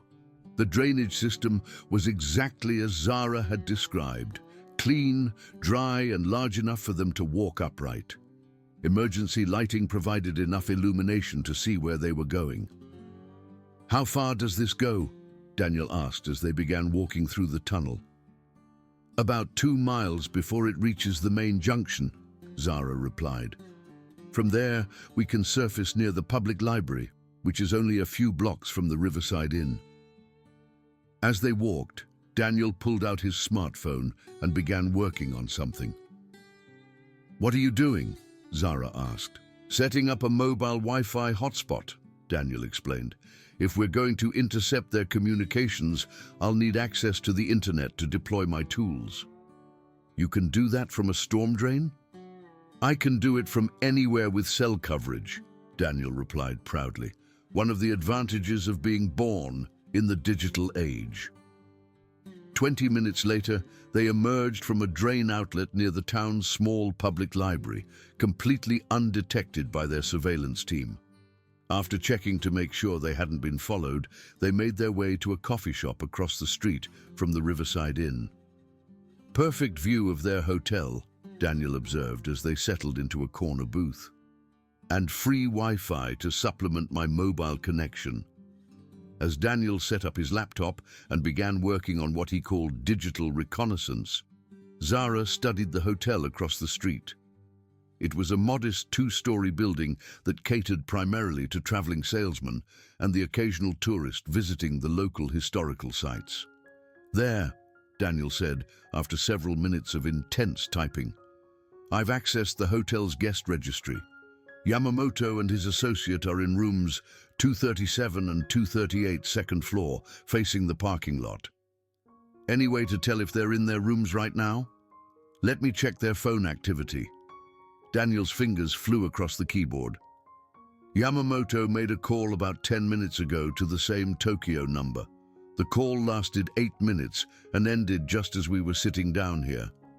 So they're probably still in their rooms. Most likely. But I'm also tracking the GPS on their rental car, and it hasn't moved since they arrived at the hotel yesterday. Zara was impressed by the speed and thoroughness of Daniel's work. What else can you tell me about them? Well, they've been very busy making reservations and appointments, Daniel said, reading from his screen. Tomorrow night they have dinner reservations at the most expensive restaurant in town, followed by what appears to be a meeting with someone called Thompson. Thompson? Zara frowned. As in Marcus Thompson, the bully from school? I'm not sure, but it's possible. Let me see if I can find more details. Daniel's expression grew serious as he dug deeper into the intercepted communications. Oh, this is not good. What did you find? It looks like they're planning to use Marcus and his friends as local muscle.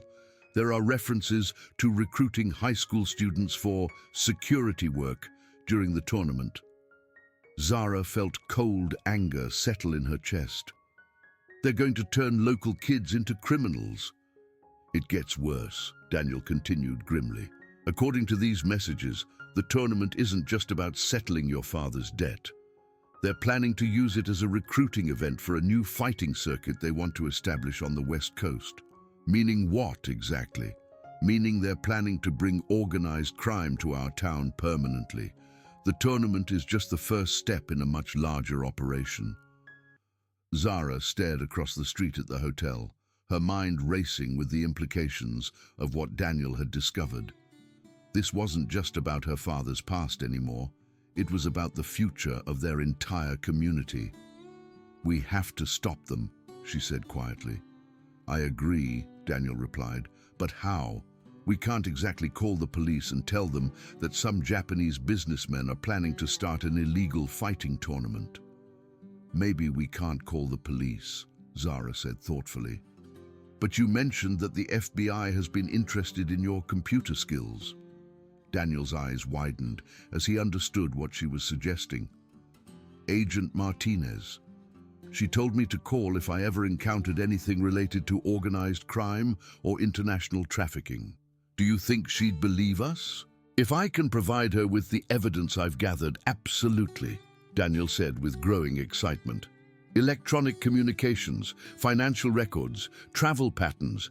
It's exactly the kind of intelligence the FBI uses to build cases against organized crime. Then that's our next step, Zara decided. But first, we need to get more information about this tournament and their recruitment plans. What did you have in mind? Zara smiled, and there was something dangerous in her expression. I think it's time I had a conversation with Yamamoto and his friend, face to face. Zara, that's incredibly dangerous. Less dangerous than letting them destroy our town, she replied firmly.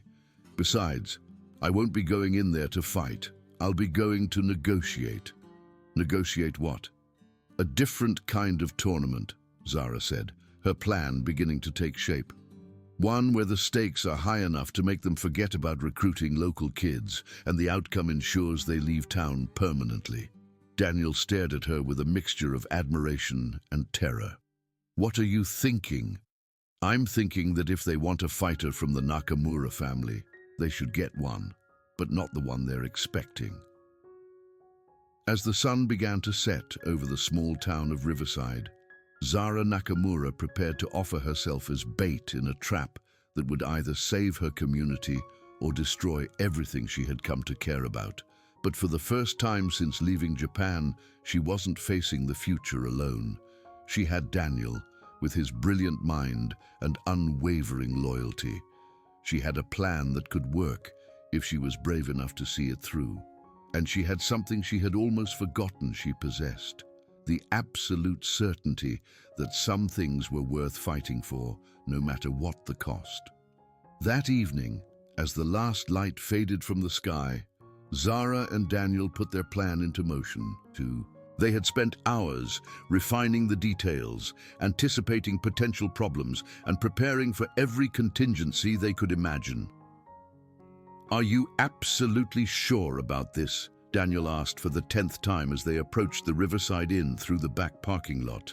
No, Zara admitted honestly, but I'm sure that doing nothing isn't an option. Daniel nodded grimly and pulled out his laptop.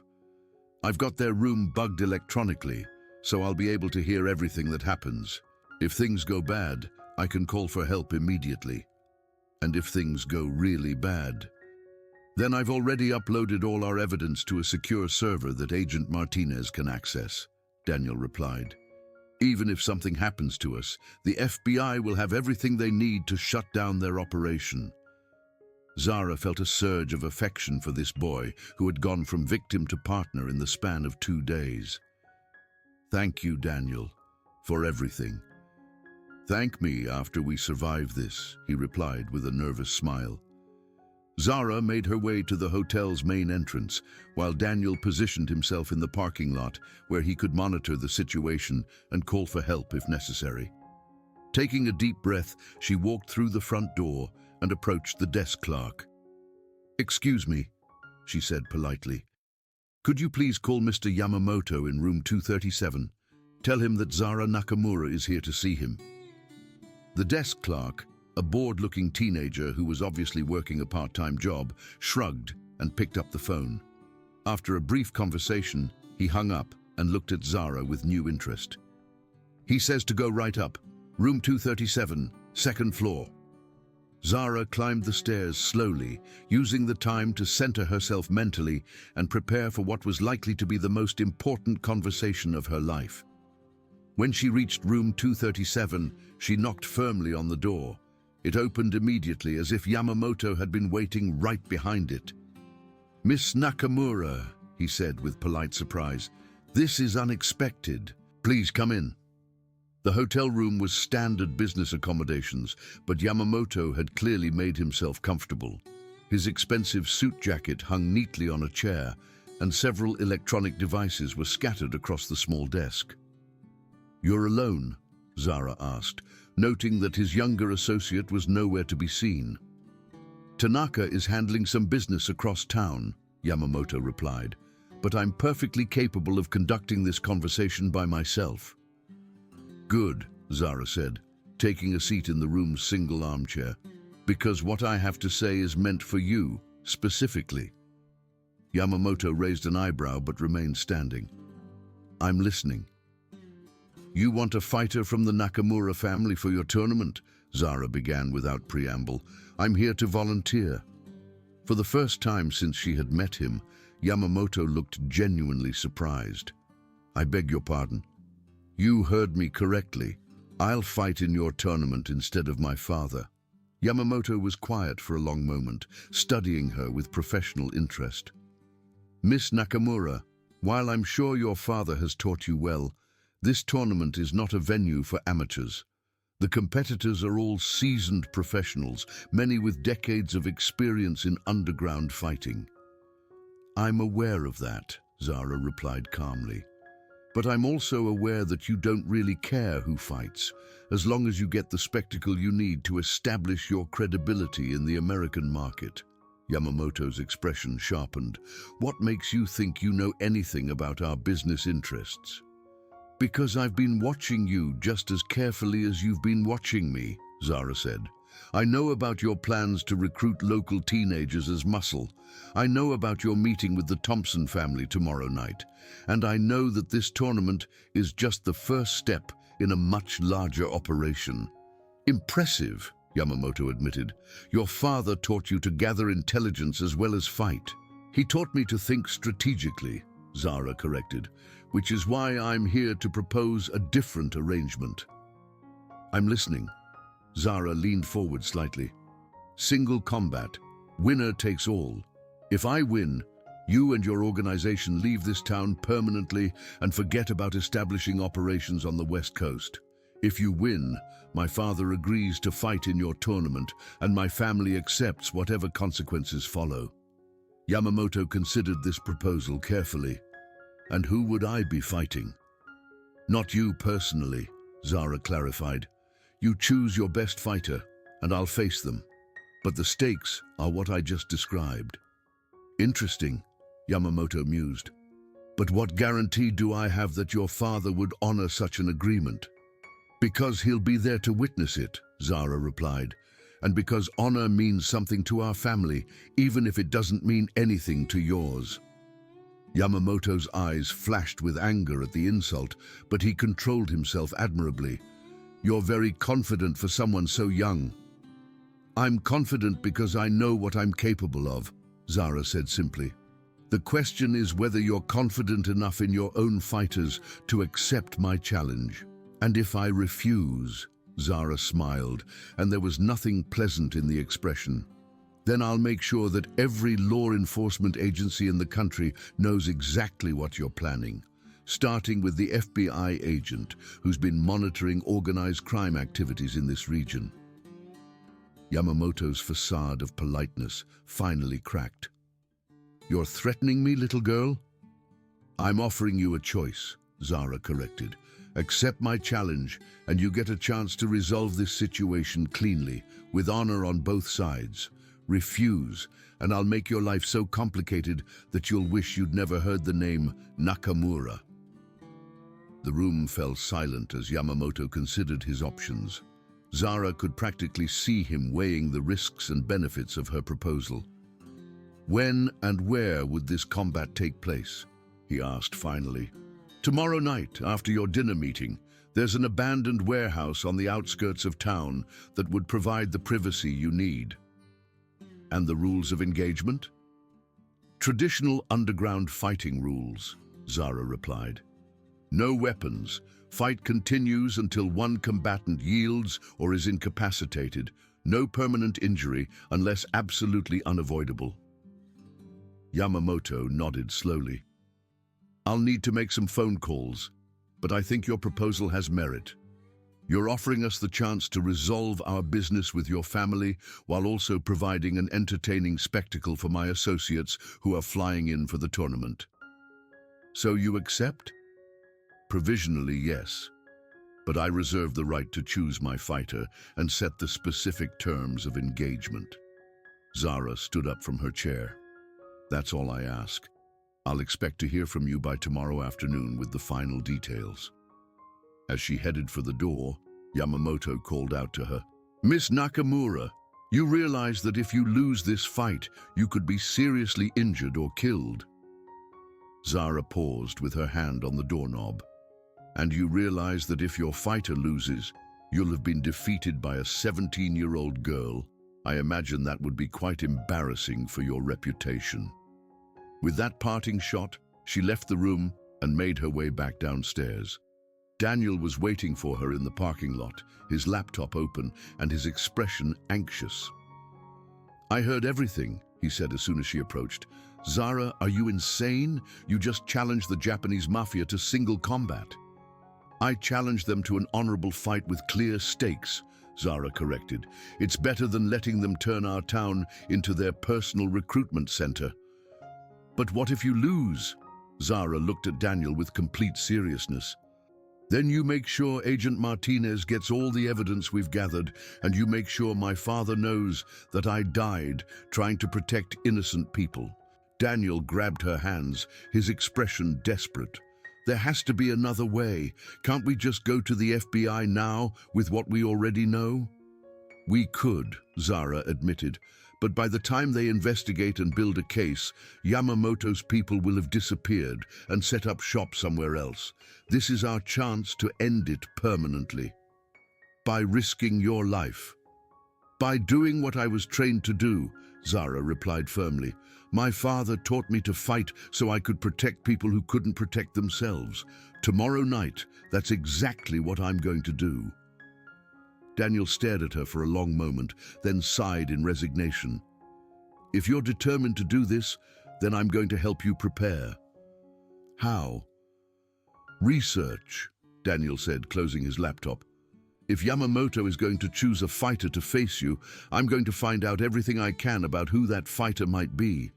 Strengths, weaknesses, fighting style, previous injuries, anything that might give you an advantage.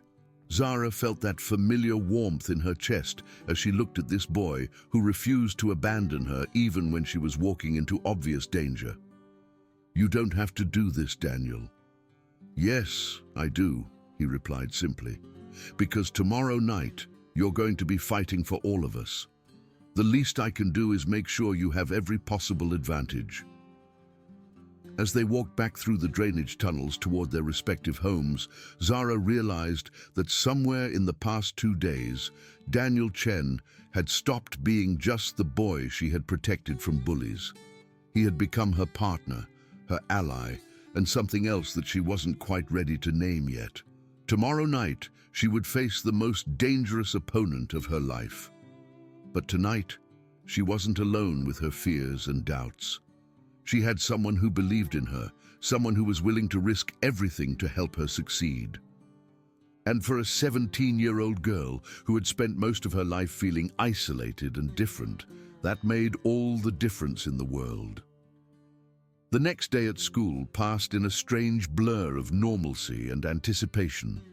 Zara attended her classes, took notes, and participated in discussions as if this were just another ordinary day. But underneath her calm exterior, every muscle in her body was tense with preparation for what was to come. Daniel, meanwhile, had thrown himself into research with the intensity of someone whose life depended on the outcome. During every free moment, he was hunched over his laptop, digging through databases and analyzing intelligence about potential fighters who might be brought in for the evening's confrontation.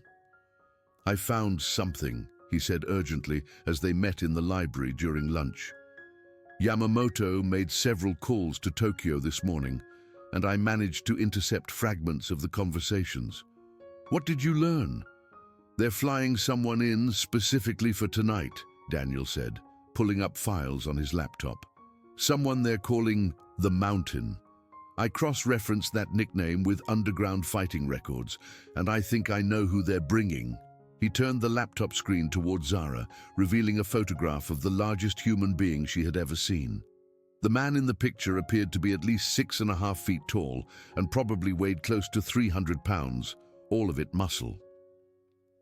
Keisuke Yamada, known in underground fighting circles as the Mountain, Daniel read from the file. 32 years old, former sumo wrestler, who was banned from professional competition for excessive violence. He's been fighting in underground circuits for 8 years, with a record of 47 wins and 0 losses. Zara studied the photograph carefully, analyzing the man's stance, the way he carried his weight, the confidence in his expression. "What's his fighting style?" "Primarily grappling and close-quarters combat," Daniel replied. "He uses his size and strength to overwhelm opponents, usually ending fights within the first few minutes." "Weaknesses?" "Speed, apparently. Several of his fights went longer when he faced quicker opponents who could stay out of his reach, but he's never actually lost, so it's hard to say how he deals with adversity." Zara nodded thoughtfully. This was exactly the kind of opponent she had expected Yamamoto to choose, someone whose reputation would make her defeat seem inevitable, adding to the humiliation when she lost. Except, she wasn't planning to lose. "Anything else I should know?" Daniel hesitated. "There is one more thing. According to the medical records I was able to access, he was hospitalized last year after a fight where his opponent managed to land several strikes to his left knee. He recovered fully, but knee injuries in fighters that size never really heal completely." "That's useful information," Zara said, already beginning to formulate a strategy. "Zara," Daniel said quietly, "this man is a professional killer who outweighs you by at least 150 pounds. Are you absolutely sure about this?" Zara looked at Daniel's worried face and felt her resolve strengthen. "I'm sure because I have something he doesn't." "What's that?" "Something worth fighting for." That afternoon, Zara left school early, claiming she felt sick. In reality, she needed time to prepare both mentally and physically for the confrontation ahead. She spent an hour in her father's makeshift training area in their garage, running through forms and combinations, making sure her body was loose and ready. When her father arrived home from work, he found her sitting in their living room, waiting for him. "We need to talk," she said, before he could speak. Kenji took one look at his daughter's expression and sat down heavily on the couch. "What have you done?" Zara explained her meeting with Yamamoto, her proposal for single combat, and the agreement they had reached. As she spoke, her father's face went through a series of expressions: shock, anger, fear, and finally, a sort of resigned pride. "You challenged them to honorable combat," he said when she finished. "I challenged them to put up or shut up," Zara replied. "Either they face me fairly, or I expose their entire operation to the authorities." Kenji was quiet for a long moment. "You realize you could die tonight." "I realize that if I don't do this, innocent people in our community will suffer," Zara replied, "including Daniel, who has already risked everything to help me. This boy means a great deal to you." It wasn't a question, and Zara found herself nodding before she could think about it. "He showed me what it feels like to have someone believe in me, someone who thinks I'm worth protecting. I can't let these people hurt him." Kenji studied his daughter's face carefully. "You love him." The words hung in the air between them, and Zara realized that her father had just given voice to something she had been trying not to acknowledge. "Maybe," she said quietly, "but that doesn't change what I have to do tonight." "No," Kenji agreed. "It doesn't. But it does change why you're doing it." He stood up and walked to a closet in the hallway, returning with a long, wrapped bundle. When he unwrapped it, Zara saw that it contained a beautiful set of traditional fighting clothes, loose pants, and a shirt made of heavy cotton, dyed deep black. "These belong to your mother," Kenji said softly. "She wore them when she competed in karate tournaments before you were born. I had always hoped that someday you would wear them for a more peaceful purpose, but—" "She was a fighter too?" Zara asked, touching the fabric reverently. "One of the best I ever knew," Kenji replied. "She taught me as much about strategy and discipline as I ever taught you about technique."